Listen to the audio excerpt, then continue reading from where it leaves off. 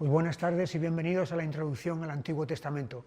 La semana pasada terminamos el libro de los Salmos y concretamente tocamos 4 salmos que fueron el Salmo 139, Dios me conoce porque donde yo vaya, allí está Él, Dios me conoce porque me ha hecho, y ese tipo de conocimiento entonces supone una respuesta a Dios, entonces, que es precisamente examíname, oh Dios, y conoce mi corazón.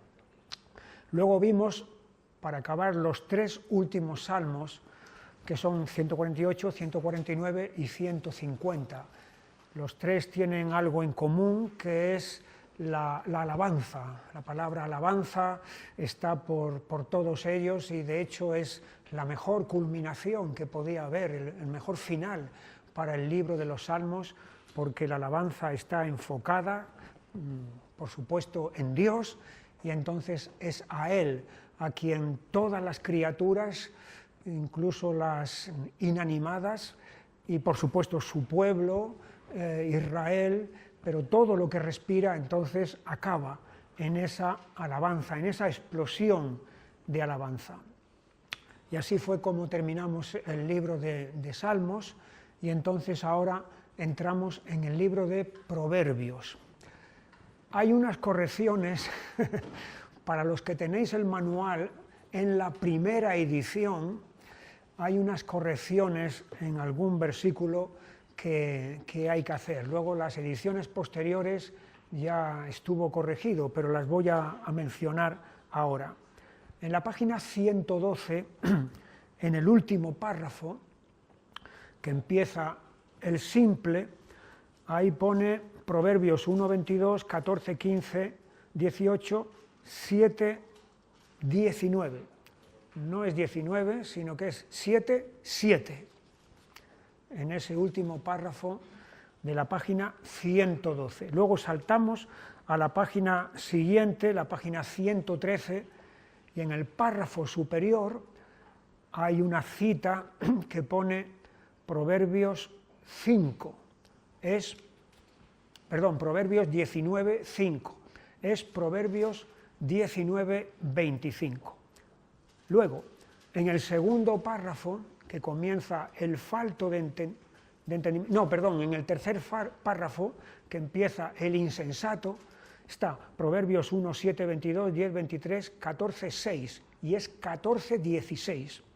Luego, en el párrafo del centro, que comienza el burlador, ahí pone Proverbios 13, 1, 14, 6, 15, 12, 19, ese 19 hay que quitarlo. Y en el renglón siguiente pone Proverbios 9, 3, 8, es Proverbios 9, 8. Y así, y en el último párrafo de esto, 114, página 114, en el penúltimo renglón pone Proverbios 12, 14, 14, 1. 12, 14 hay que eliminarlo, hay que quitarlo. Bueno, esas son las correcciones en el manual, primera edición del manual. Entonces, el libro de Proverbios forma un trío con los libros de Eclesiastés y de Job, en el sentido de que los 3 son hay una reflexión sobre la existencia aquí abajo, la existencia humana en esta vida. Y en los libros de Job y Eclesiastés dijimos que había unas preguntas que estaban detrás, que eran, concretamente en el libro de Job, la pregunta es ¿por qué? Es una pregunta que Job se hace en diversas ocasiones y viene a raíz de lo que le está pasando, de lo que le está ocurriendo, que él no puede entenderlo, no podría entenderlo, porque lo que le está pasando, como dijimos, es algo que procede del piso de arriba, y él está en el piso de abajo y no sabe lo que ha ocurrido allí arriba entre Dios y Satanás. Entonces, de ahí las preguntas de Job, ¿por qué? Y esas preguntas son universales, porque mientras estemos aquí hay muchas cosas que no vamos a entender. ¿Por qué me pasa o por qué pasa en general las cosas que ocurren? Luego, estuvimos en el libro de Eclesiastés y ahí la pregunta, aunque no está tal cual citada así, pero la pregunta que late detrás es ¿para qué? ¿Para qué estoy aquí? ¿Para qué vivo? O sea, ¿cuál es el sentido de mi existencia aquí? Estoy aquí, pues no sé, para pasar el tiempo, pasar el rato, sin saber a dónde voy. ¿Cuál es el propósito? ¿Cuál es el sentido? ¿Para qué vivo? ¿Para qué estoy aquí? Esa era la pregunta en Eclesiastés que Salomón se hace.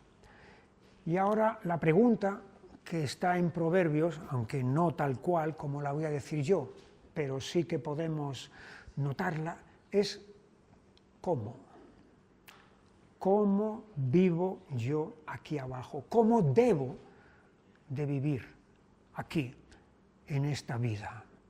Y entonces ahí es donde Proverbios va a responder a esa pregunta sobre cómo debemos de vivir nuestra vida mientras estemos en este mundo.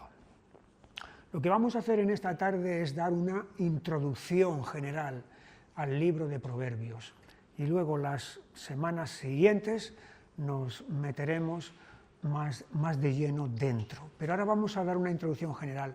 En primer lugar, el autor. El autor del libro de Proverbios está en 1:1, los Proverbios de Salomón, hijo de David, rey de Israel.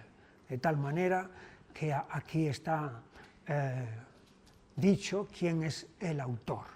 Es el mismo autor que escribió Eclesiastés y que también compuso Cantar de los Cantares. Son las 3 obras que tenemos de Salomón. Y concretamente sobre este libro hay una referencia a él en el primer libro de Reyes, en el capítulo 4 y versículo 32. Primero de Reyes 4:32 dice: y compuso 3000 proverbios y sus cantares fueron 1005. Así que ahí tenemos la cita expresa de la autoría de los proverbios, entonces, por parte de Salomón. Significado. Significado me refiero a la palabra proverbio. La palabra proverbio es una frase concisa que transmite una verdad.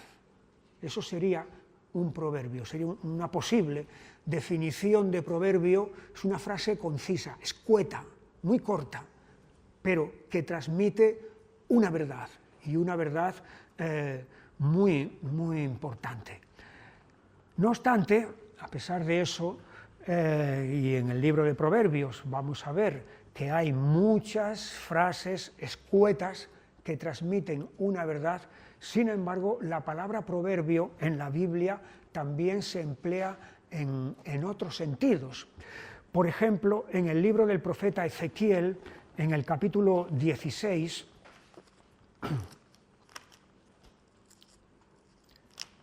y versículo 44, dice: he aquí, todo el que usa de refranes te aplicará a ti el refrán que dice: cual la madre, tal la hija. Bueno, la palabra que aquí se ha traducido como refrán es la misma palabra que en Proverbios tenemos como proverbio, la misma. Y como vemos, aquí hay una frase escueta que transmite una verdad. Cual la madre, tal la hija. Según es la madre, entonces así es la hija. Otro ejemplo, aquí en este mismo libro de Ezequiel, sería el capítulo 17 y versículo 2, dice ahí: hijo de hombre, propón una figura y compón una parábola a la casa de Israel. Y la palabra que se ha traducido aquí como parábola es exactamente la misma que proverbio. Luego, también en el libro de Ezequiel, se utiliza en otro sentido. Capítulo 24 y versículo 3 dice: y habla por parábola a la casa rebelde y diles, así ha dicho Jehová el Señor, pon una olla, ponla y echa también en ella agua. Y a continuación lo que el profeta va a hacer es calentar una olla hirviendo con carne dentro, entonces, y eso le va a servir de ilustración para enseñar sobre lo que va a pasar a la ciudad de Jerusalén. De tal manera que este simbolismo que transmite una verdad, es aquí también otra vez esta palabra que es proverbio. Y para acabar con este amplio significado que tiene la palabra proverbio en el Antiguo Testamento, si nos vamos un momento al libro de Números, al capítulo 23,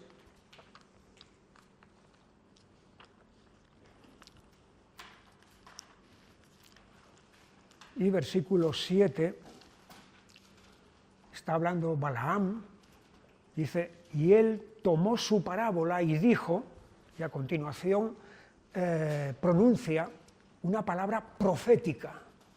Pues bien, esta palabra que se ha traducido aquí como parábola es precisamente la que estamos viendo aquí de Proverbio. También en el versículo 18, entonces él tomó su parábola y dijo, capítulo 24, 3, entonces tomó su parábola, y cada vez que Balaam abre la boca, se traduce ese pronunciamiento que él va a hacer como parábola, que es, como digo, la misma palabra entonces que se emplea en Proverbios.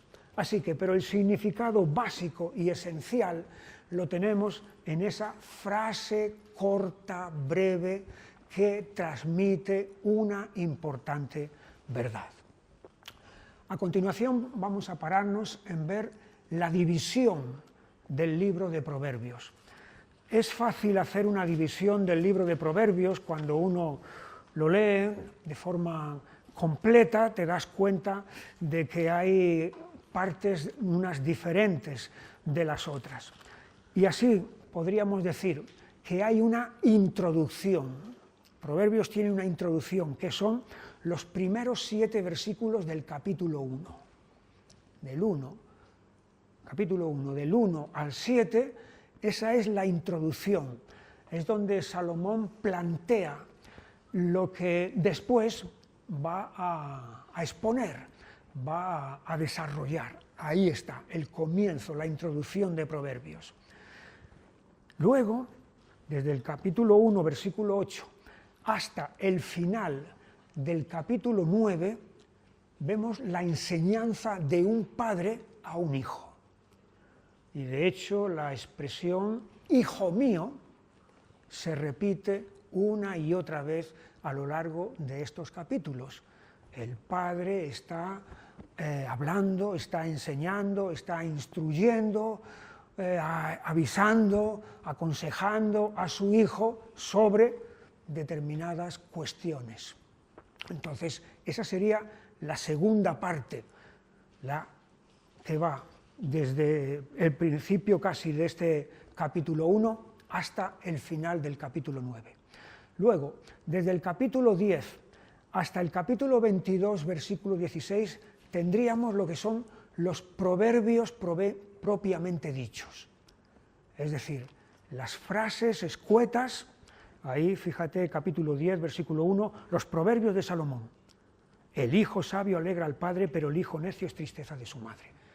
Y de esta manera va todos estos capítulos, desde el 10 hasta el 22, son de ese mismo estilo, con frases cortas, breves, en las que se está declarando una verdad. Después, desde el capítulo 22, versículo 17, hasta el capítulo 24, 34, vuelve de nuevo la enseñanza de un padre a un hijo. Retoma la figura del padre otra vez, esa palabra, hijo mío, y empieza entonces a hablarle. De nuevo, desde el capítulo 25 hasta el final del capítulo 29 son otra vez proverbios, sentencias breves, frases cortas, como ya hemos visto en la parte anterior que he mencionado. Y luego al final tenemos los capítulos 30 y 31, que son las palabras finales. Así que esa podía ser una división a grandes rasgos entonces de este libro de Proverbios. Lecciones que nos transmite Proverbios. Bueno, son muchas, porque son muchos los temas que va a tocar, pero podemos mencionar, por ejemplo, algunas de ellas. Una lección sería que lo preventivo es mejor que lo curativo. Este es un principio de la medicina. Es mejor prevenir que curar. Principio elemental de la medicina, evidente. Es mejor prevenir que no curar, porque curar significa que la enfermedad ya ha hecho acto de presencia, que va a haber que echar mano de las medicinas, que posiblemente vaya a haber que echar mano de un cirujano y posiblemente que no haya remedio porque es una enfermedad mortal. Entonces, es mejor prevenir que curar. Pero ese principio de la medicina, ese principio que se aplica a nuestro cuerpo, es un principio aplicable a todas las áreas de la vida. Y en ese sentido, Proverbios nos va a decir esto, que lo preventivo es mejor que lo curativo. O sea que es mejor evitar el daño a meterse en el daño y luego echarse las manos a la cabeza y sufrir las consecuencias, etc. Aquí en el capítulo 22 y versículo 3 tenemos este principio. El avisado ve el mal y se esconde, mas los simples pasan y reciben el daño. El avisado ve el mal y se esconde. El avisado es el inteligente, el prudente, entonces ve el mal y se esconde. Ahí está la prevención, voy a evitarlo, no me voy a meter en un lío. Los simples, como veremos en su momento, son los que no tienen dos dedos de frente, son los que no ven el peligro, entonces y se meten en el mismo y van a pagar las consecuencias. Lo preventivo es mejor que lo curativo. Este texto que he mencionado aquí es uno, pero hay muchos otros que van en la misma línea. Otra enseñanza, otra lección de Proverbios es que el carácter es producto de la formación y el esfuerzo. El carácter. Nuestro carácter. No es por casualidad, no es algo que, por supuesto, que en el carácter nosotros recibimos una herencia de nuestros padres y de nuestros antecesores. Claro, tenemos rasgos de nuestro carácter, no solamente físicos, sino rasgos de la personalidad en la que nos parecemos a nuestros padres, en unas cosas para bien y en otras cosas para mal. Es cierto, llevamos en nuestros genes una herencia que nos condiciona. Pero dicho eso, también hay espacio para que nosotros podamos trabajar con nuestro carácter. Y no estamos entonces destinados a decir, bueno, es que yo soy así y como soy así, pues no puedo cambiar. Sí se puede cambiar si hay un esfuerzo y hay una disciplina y hay unas ganas de cambio. Por tanto, el carácter es producto de la formación y el esfuerzo. Proverbios 13, 4.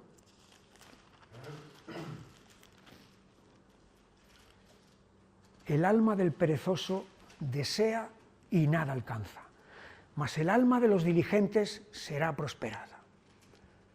aquí hay dos tipos, dos caracteres totalmente diferentes. Uno es el perezoso, es el holgazán, y el otro es el diligente.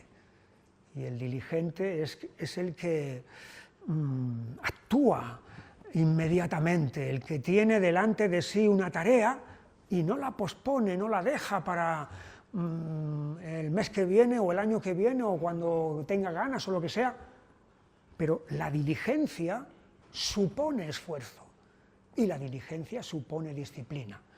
Y al final, cuando uno se habitúa a esa diligencia, entonces tu carácter va a ser diligente y vas a actuar de esa manera, de manera natural, porque tú te has disciplinado entonces en ese sentido.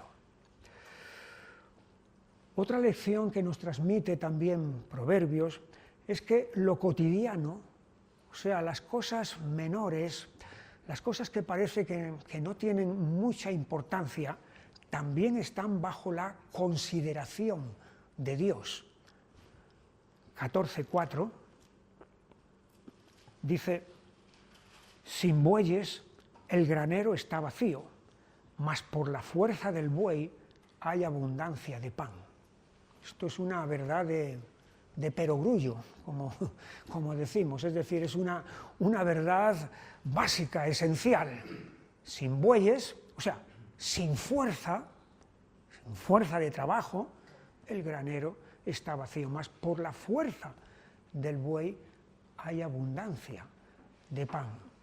Y Dios nos ha dejado entonces este principio, esta verdad, para que nosotros la tengamos en cuenta. Es decir, no nos va a caer el alimento, a menos que estemos en la situación de Israel en el desierto, en el tiempo de Moisés, que caía el alimento de arriba, el maná, pero en cuanto entraron en la tierra prometida, hacían falta los bueyes para que hubiera el sustento diario. Otra lección que nos transmite Proverbios es que el sentido común tiene sitio en la vida del creyente. El sentido común. Si vamos al capítulo 25 y versículo 16, dice allí: hallaste miel, come lo que te basta, no sea que hastiado de ella la vomites. Esto es de sentido común.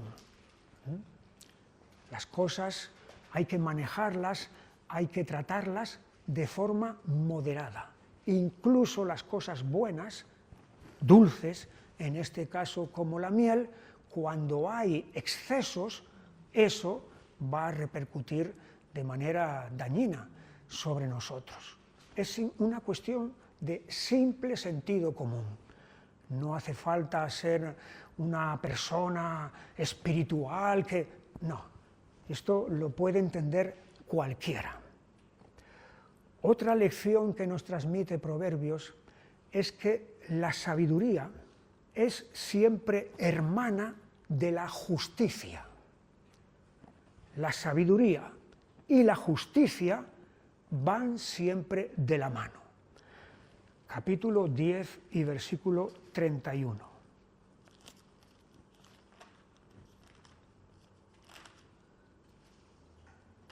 La boca del justo producirá sabiduría, mas la lengua perversa será cortada. La boca del justo, que habla sabiduría, justicia, entonces producirá sabiduría. Siempre la justicia y la sabiduría van unidas la una con la otra. Y al contrario, la insensatez es hermana de la maldad. Siempre. La insensatez es hermana de la maldad y de la injusticia. 14:3. En la boca del necio está la vara de la soberbia. El necio, la insensatez, lo que habla va a producir soberbia, maldad, arrogancia. Entonces, Estas dos verdades que aquí estoy enunciando, sabiduría hermana de la justicia, insensatez hermana de la maldad, es una ley que siempre se cumple. Es decir, el insensato nunca va a ser justo, nunca va a ser recto, el necio nunca lo va a ser, y el sabio siempre va a ser justo. Estas son algunas pocas lecciones que podemos aprender de Proverbios.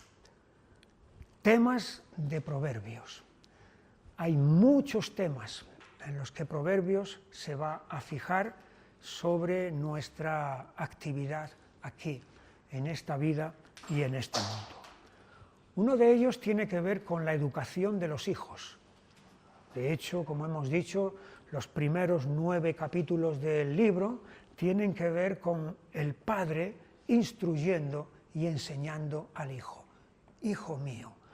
Así que la pedagogía, y la pedagogía es formación, la palabra pedagogía es precisamente eso, dirigir al muchacho, dirigir al hijo o a la hija, el padre, entonces es el pedagogo por excelencia. Proverbios tiene mucho que enseñarnos sobre la pedagogía, sobre la educación de nuestros hijos. Otro tema que Proverbios muchas veces menciona son las palabras. Las palabras. Las palabras tienen poder, para bien y para mal. Hay palabras de edificación, hay palabras de bendición, hay palabras de instrucción y hay palabras destructivas. De hecho, en alguno de los proverbios dice que son como golpes de espada.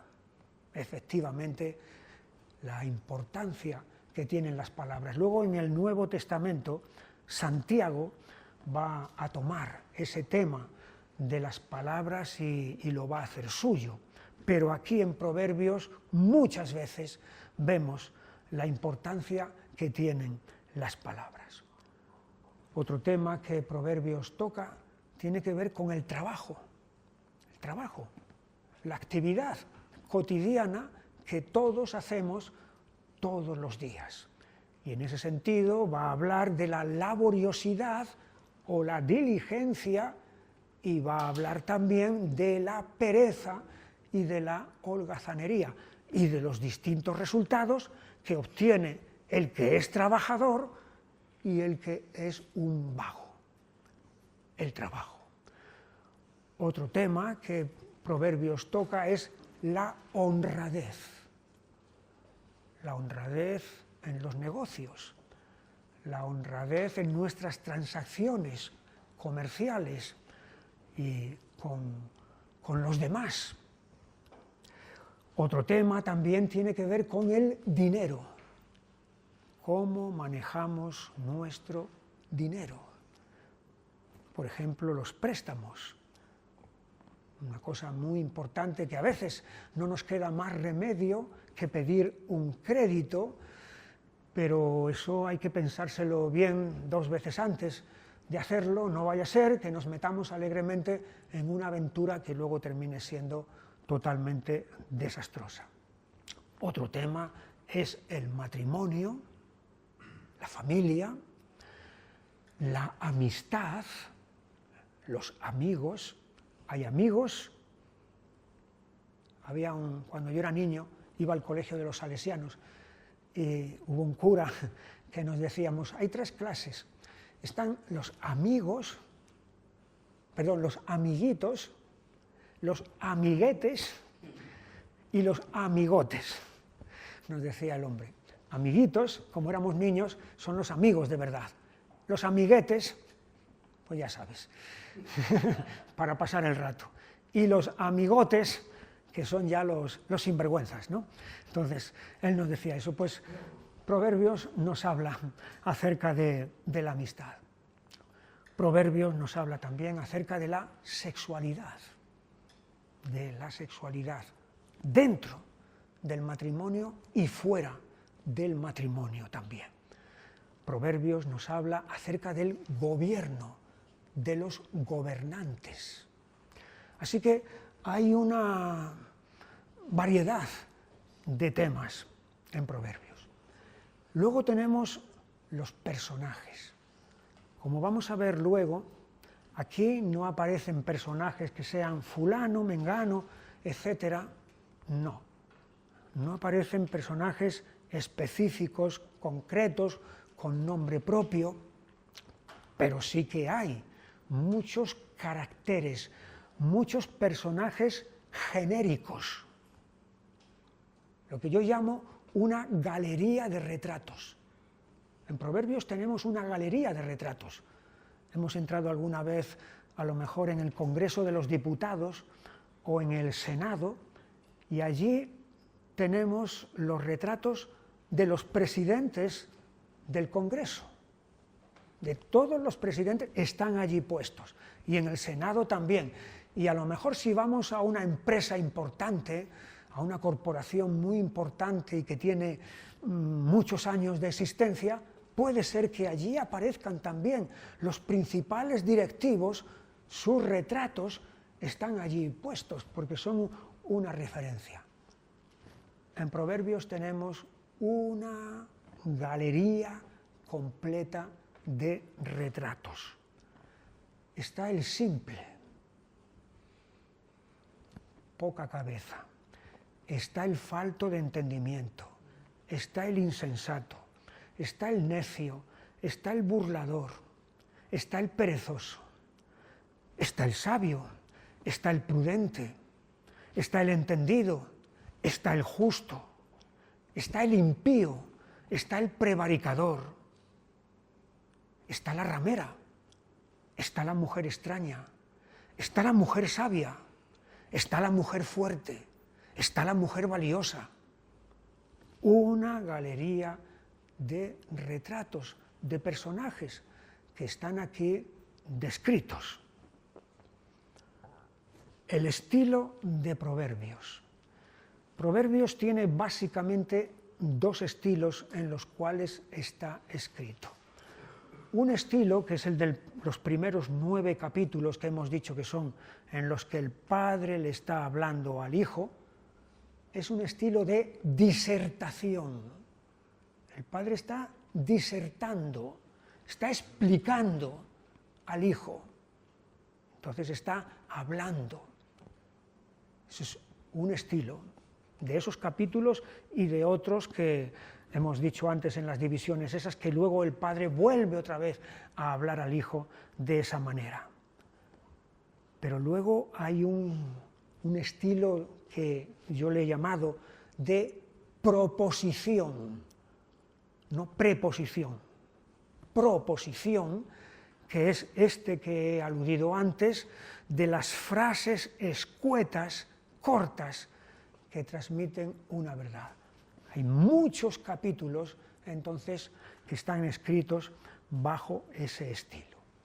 Y en ese sentido podemos ver, la parte central de ese libro está escrito de esta manera. Hay un paralelismo opuesto que Salomón emplea para destacar una verdad. Te dice una cosa y a continuación inmediatamente te dice la contraria, para resaltar lo que él está queriendo decir, para darle más fuerza. Ese paralelismo opuesto lo podemos ver desde el comienzo del capítulo 10. Si tomamos, allí está paralelismo opuesto. El hijo sabio alegra al padre, primera frase concisa, pero el hijo necio es tristeza de su madre. ¿Ves? Aquí hay un paralelismo. En los dos se habla del hijo, de un hijo.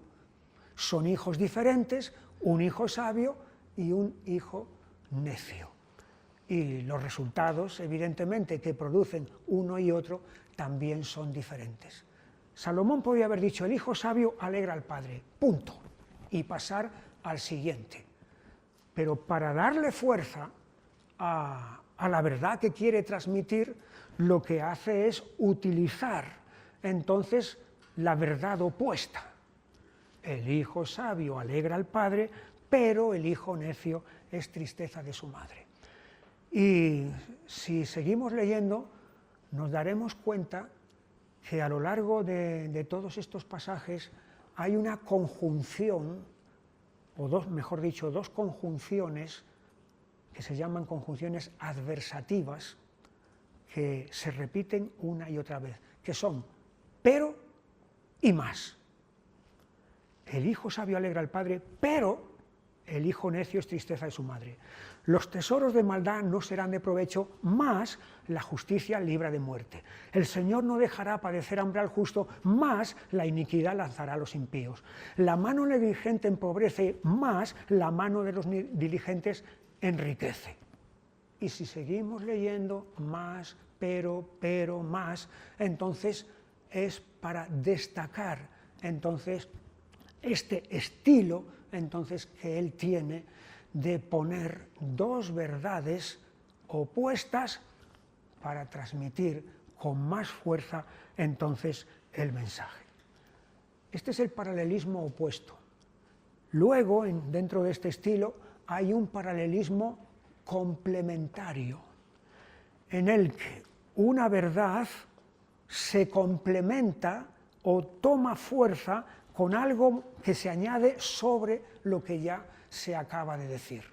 Se suma a lo que se acaba de decir.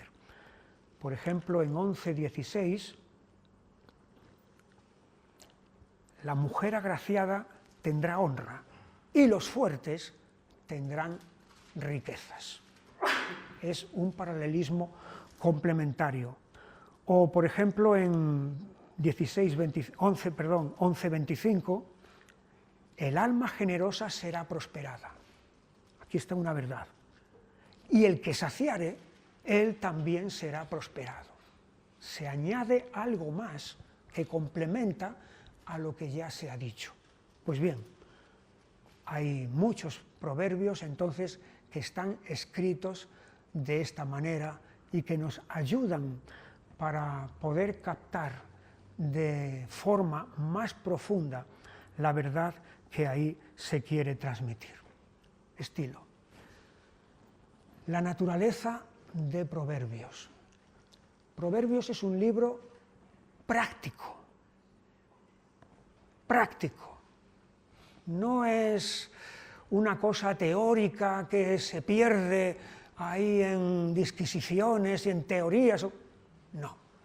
Es un libro práctico, porque nos enseña sobre esta vida, nuestro andar en esta vida y movernos en este mundo.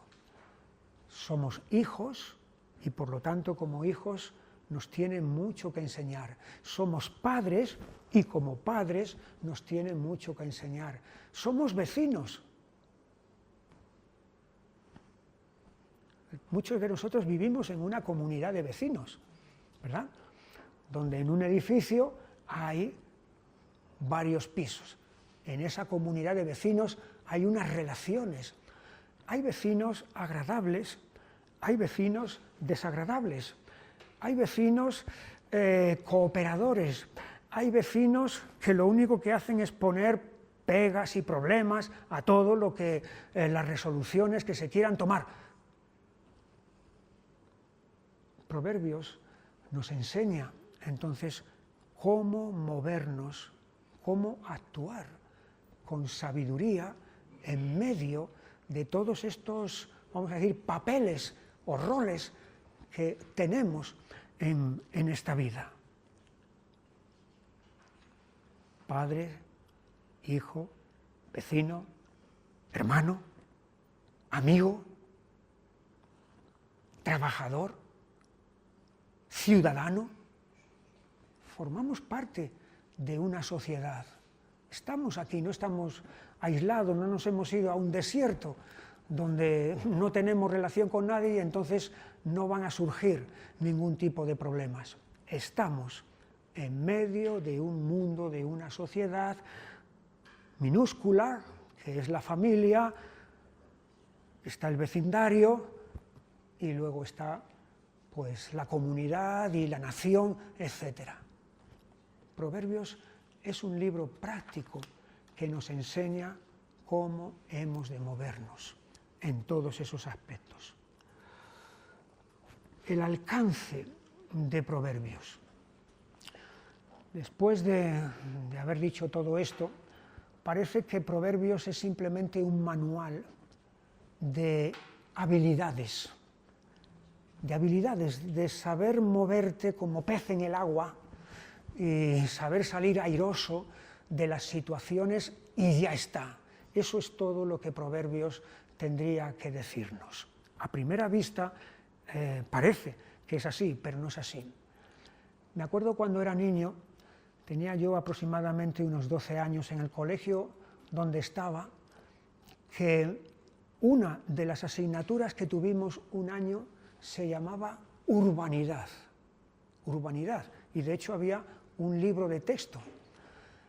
Y en ese libro de texto la urbanidad te enseñaba educación, buenas maneras, buenas formas para moverte en el seno de la familia, para moverte en el colegio, para moverte en la calle, para cuando vayas a hacer una visita, para que te portes como debes de portarte. Entonces aquello era urbanidad. Bueno, el libro de Proverbios no es simplemente un libro de urbanidad que simplemente nos enseña a portarnos correctamente en todas las áreas que hemos visto ahí en las que estamos viviendo.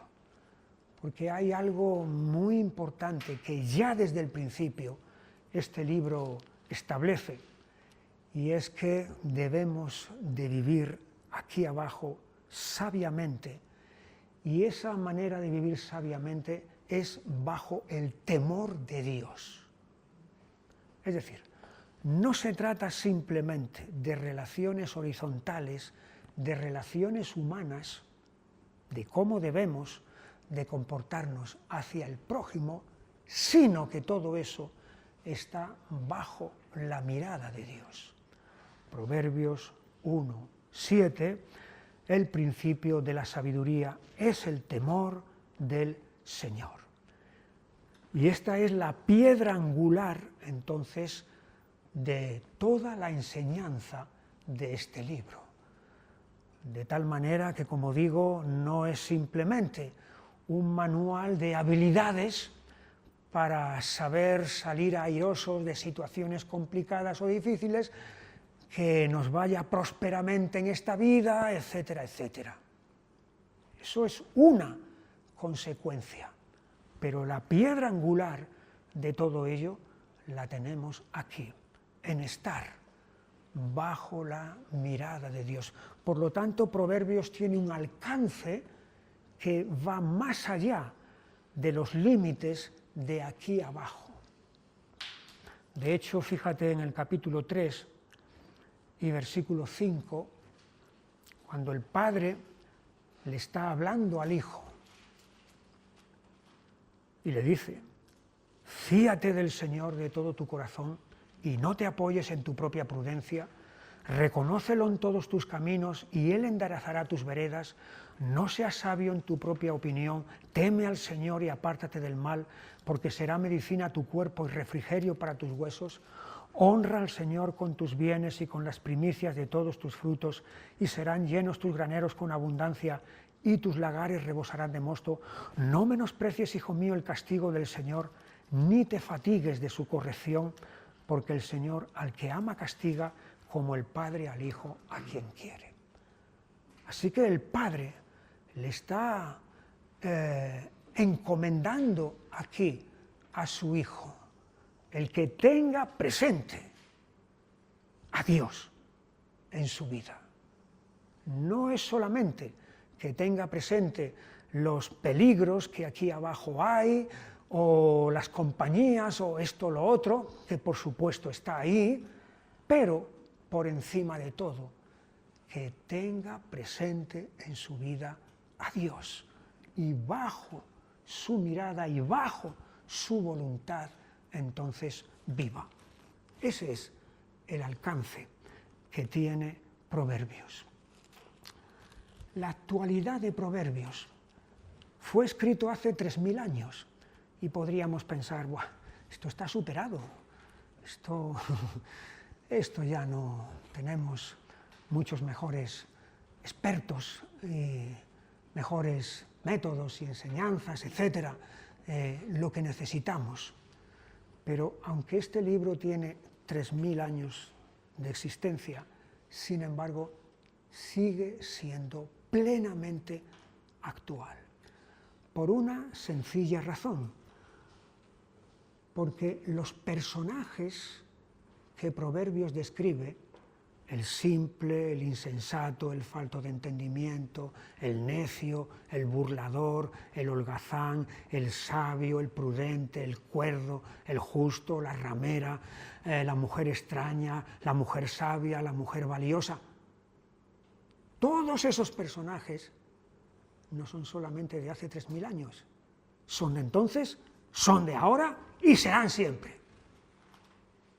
Hoy tenemos los mismos insensatos que hace 3000 años.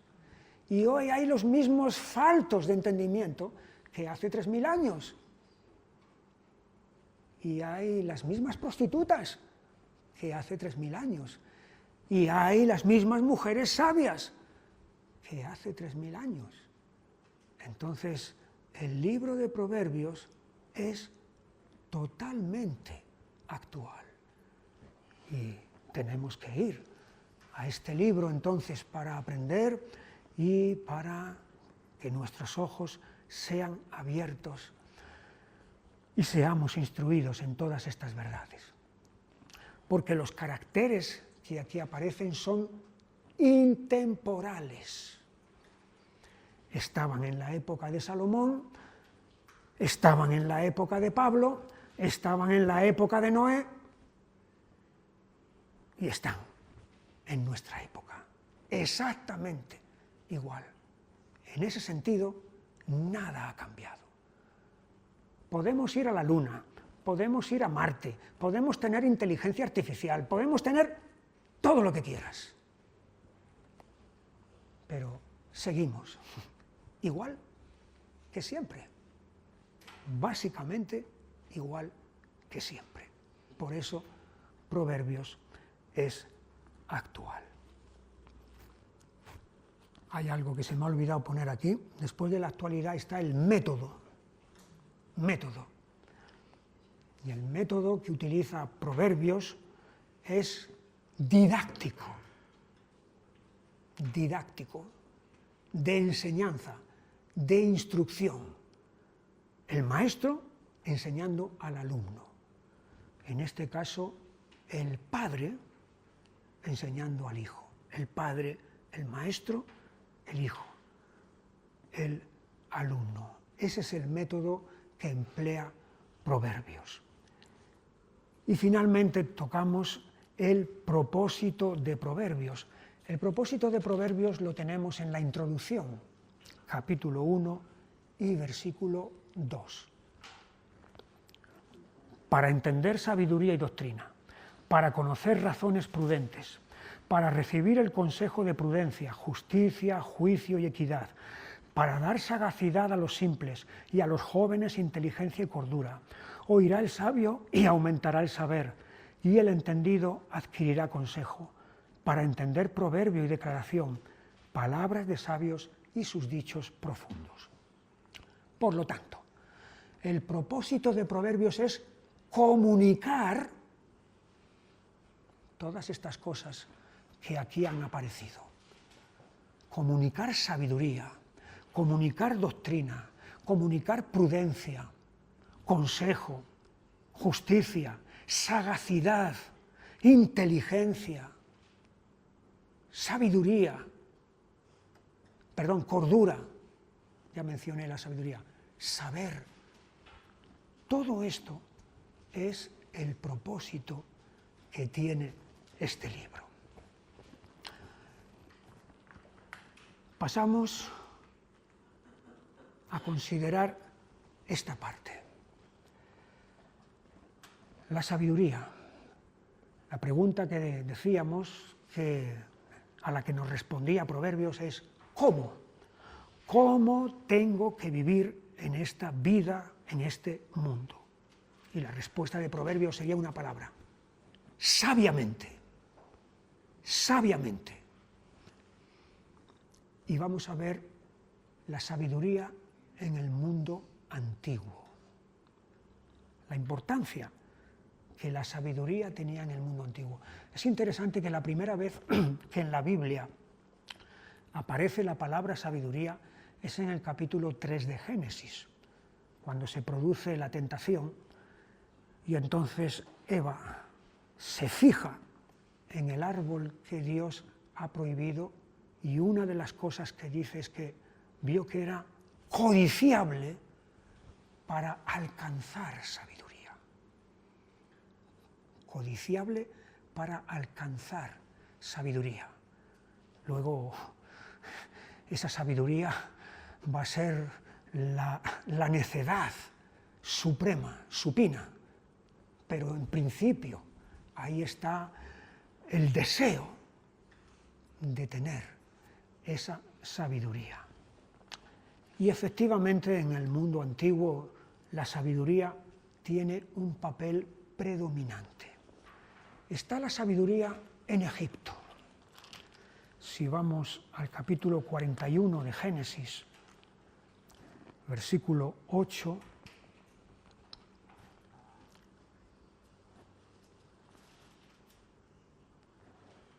y sucedió que por la mañana estaba agitado su espíritu, y envió e hizo llamar a todos los magos de Egipto y a todos sus sabios, y les contó Faraón sus sueños, mas no había quien los pudiese interpretar a Faraón.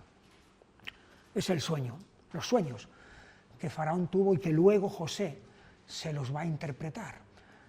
Pero Faraón llama aquí a los magos de Egipto y a todos sus sabios. Luego aquí tenemos a un rey poderoso que se rodea de esta clase de personas que son los sabios. Otro ejemplo, en Egipto mismo, tenemos en Éxodo 7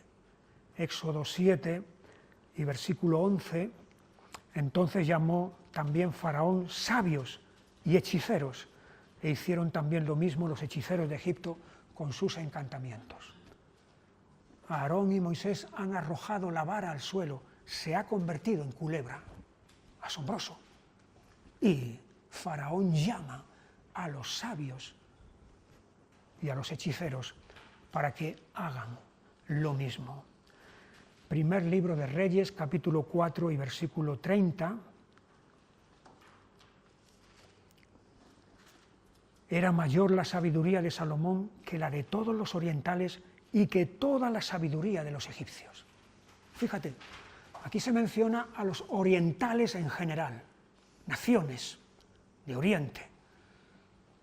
Podían ser Arabia y todas las demás naciones alrededor. Pero concretamente se cita a unos, la sabiduría de los egipcios, lo cual quiere decir que era algo que destacaba allí. Y de hecho, en el libro de los Hechos, capítulo 7 y versículo 22, antes de que lo maten, Esteban va a referirse a eso. Hechos 7, 22, y fue enseñado Moisés en toda la sabiduría de los egipcios, y era poderoso en sus palabras y obras. Así que no hay duda, en el mundo antiguo, y concretamente en Egipto, la sabiduría era algo muy, muy apreciado. Pero no solamente allí, en Egipto, hay otras naciones en las cuales vemos en el Antiguo Testamento alusiones a esto. Jeremías capítulo 49 y versículo 7 dice: acerca de Edom, así ha dicho el Señor de los ejércitos, ¿no hay más sabiduría en Temán? ¿Se ha acabado el consejo en los sabios? ¿Se corrompió su sabiduría? Edom, el territorio allí al sur de Israel, donde está la actual Petra, la ciudad turística por excelencia ahora mismo. Allí está, allí habitaba Edom y era famoso por sus sabios que tenía como dirigentes. Luego tenemos el caso de Babilonia también, y allí podemos irnos al libro de Daniel,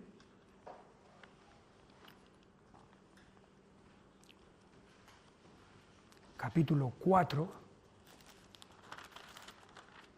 y versículo 6, está hablando Nabucodonosor. Por esto mandé que vinieran delante de mí todos los sabios de Babilonia para que me mostrasen la interpretación del sueño. Era el árbol enorme que era cortado y derribado a tierra. ¿Quién me lo puede interpretar? Mis sabios. Los sabios luego van a ser impotentes y va a ser Daniel entonces el que va a mostrar todo eso. Capítulo 5 y versículo 7, el rey Belsasar en aquel banquete donde aparece aquella mano escribiendo unas palabras misteriosas en la pared. Daniel 5, 7, el rey gritó en alta voz que hiciesen venir magos, caldeos y adivinos, y dijo el rey a los sabios de Babilonia. Nabucodonosor tiene sus sabios, Faraón tiene sus sabios, Belsasar tiene sus sabios.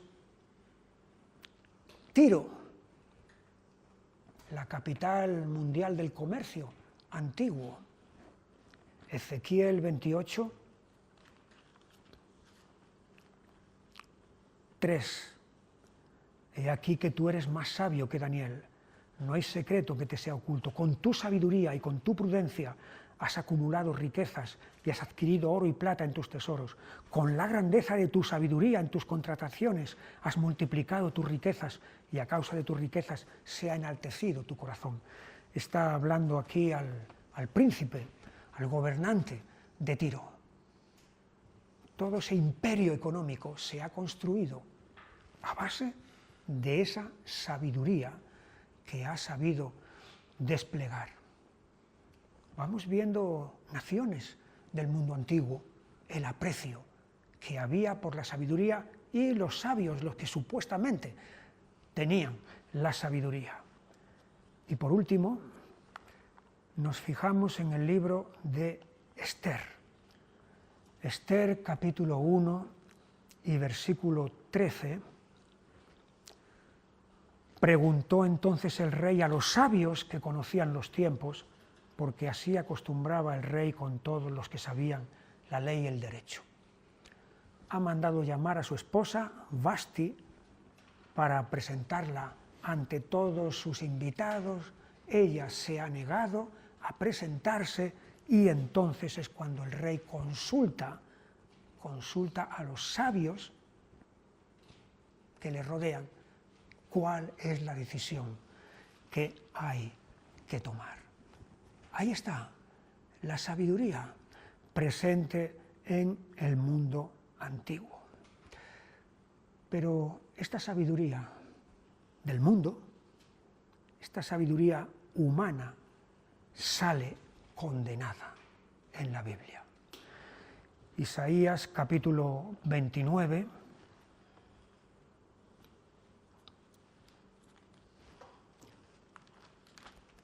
y versículo 14.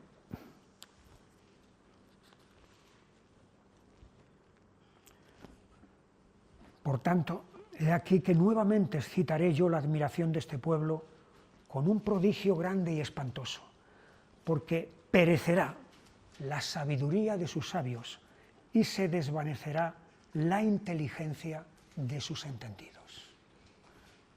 Aquí Dios está pronunciando sentencia de condenación sobre todo ese tipo de sabiduría. De hecho, mucha de esa sabiduría estaba mezclada con la adivinación y con la superstición. Y no en vano los sabios son mencionados en estos pasajes juntamente con magos y con hechiceros. la astrología, la creencia de que las estrellas gobiernan y dominan nuestra existencia aquí abajo, todo ese tipo de cosas entonces era parte de la sabiduría del mundo antiguo. Jesús lo dijo, Mateo 11:25, te alabo, Padre, Señor del cielo y de la tierra, porque escondiste estas cosas de los sabios y de los entendidos y las has revelado a los niños. A los que supuestamente se creen sabios y entendidos, Dios les ha velado, Dios les ha cegado, y sin embargo, a los que admiten y confiesan su ignorancia, lo mismo que un niño que está siempre haciendo preguntas porque quiere saber, es a esos a los que Dios les muestra la verdad, la sabiduría. Y de hecho el apóstol Pablo en 1 Corintios, capítulo 2, tiene algo que decir al respecto. 2, 7 y 8, mas hablamos sabiduría de Dios en misterio, la sabiduría oculta, la cual Dios predestinó antes de los siglos para nuestra gloria, la que ninguno de los príncipes de este siglo conoció, porque si la hubieran conocido, nunca habrían crucificado al Señor de gloria. Allí estaban los sabios de este mundo, los expertos. Allí estaban en los tribunales de Israel, del Sanedrín, y en el tribunal de Roma, los sabios. Esos sabios movidos por pasiones, movidos por cobardía y por intereses políticos, fracasaron totalmente en la sentencia y el veredicto que dieron. Si hubieran tenido la verdadera sabiduría, nunca habrían crucificado al Señor de gloria. Pero la sabiduría que tenían era la sabiduría pagana, mundana y meramente humana. La sabiduría en el mundo antiguo.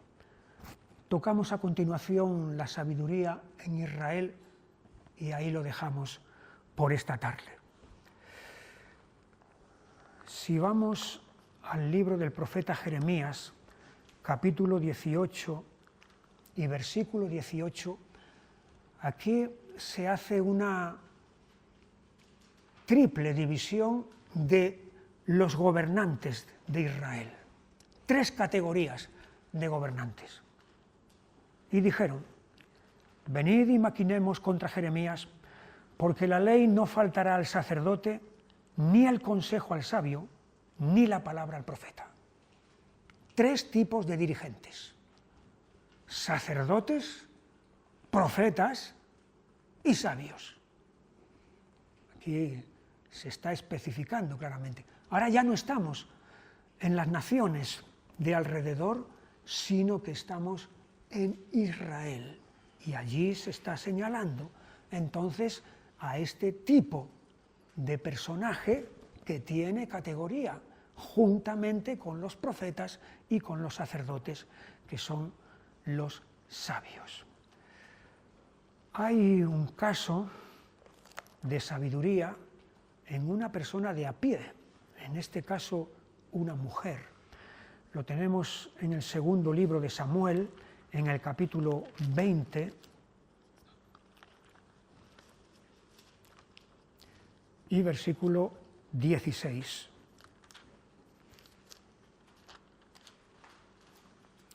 Entonces una mujer sabia dio voces en la ciudad diciendo, oíd, oíd, os ruego que oigáis, que digáis a Joab que venga acá para que yo hable con él.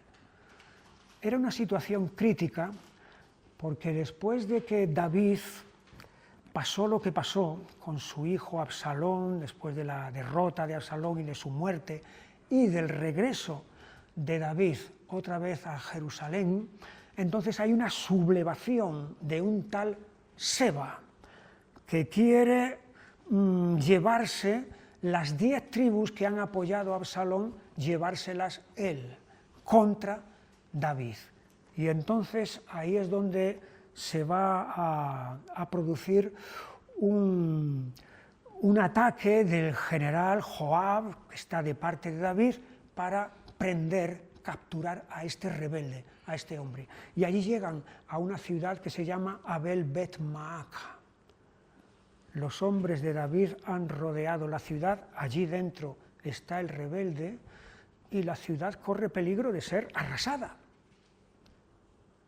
Entonces una mujer sabia dio voces en la ciudad y quiere hablar directamente ella con Joab, con el general del ejército de David. Y allí le pregunta por qué ocurre esto, y Joab le explica la razón.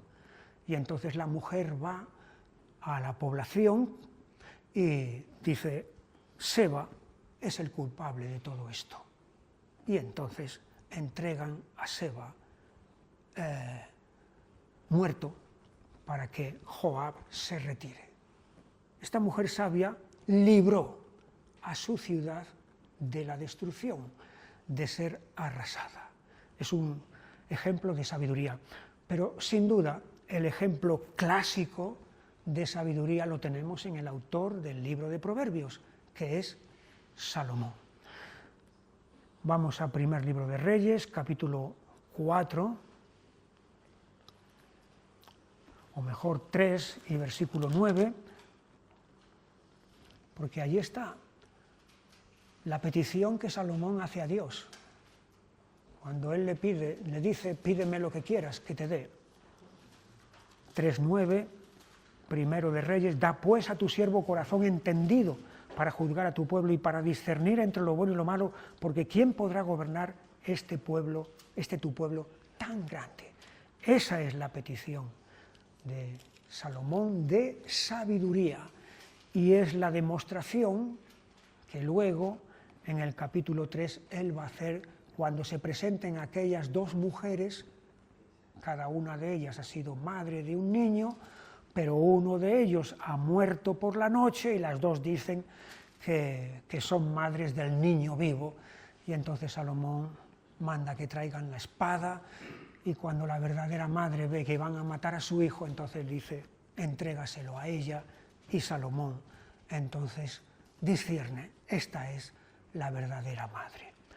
Y la fama de Salomón entonces va a llegar muy, muy lejos, porque en el capítulo 10 de Primero de Reyes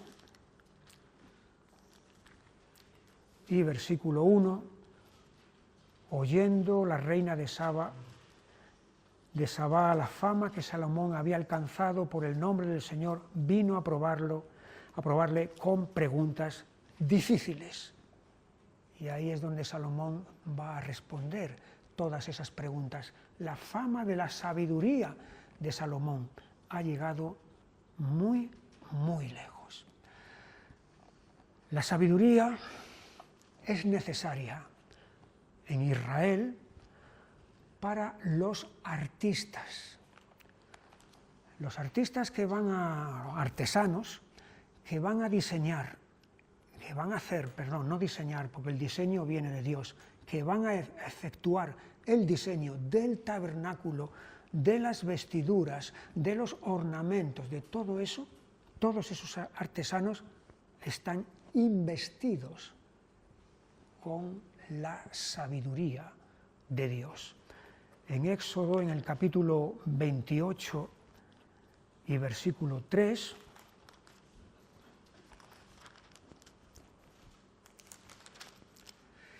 y tú hablarás a todos los sabios de corazón, a quienes yo he llenado de espíritu y de sabiduría, para que hagan las vestiduras de Aarón, para consagrarle, para que sea mi sacerdote.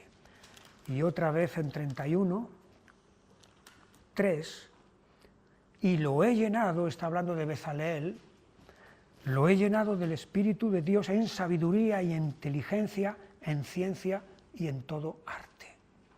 Estos artistas, estos artesanos, van a hacer algo para Dios y Dios los inviste con esa sabiduría para hacer todo eso.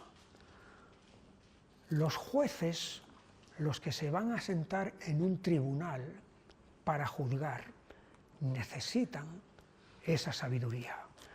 Deuteronomio capítulo 1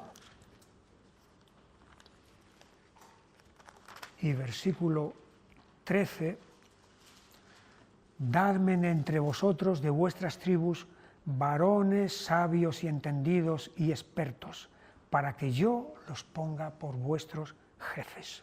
Versículo 15: y tomé a los principales de vuestras tribus, varones sabios y expertos, y los puse por jefes sobre vosotros, jefes de millares, de centenas, de 50 y de 10, y gobernadores de vuestras tribus. Bueno, aquí está hablando concretamente no tanto de los jueces, sino de los dirigentes de la nación. Cuando Moisés muere, le va a suceder Josué. Y fíjate el detalle que se dice sobre Josué en el capítulo 34 de Deuteronomio. Versículo 9.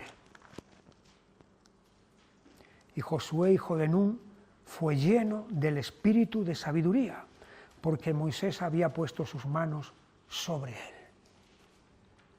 La imposición de manos de Moisés le transmite entonces esa sabiduría al que a partir de este momento va a ser el dirigente de Israel. Y para acabar, el Mesías, Cristo, es investido de sabiduría. Isaías 11 y versículo 2.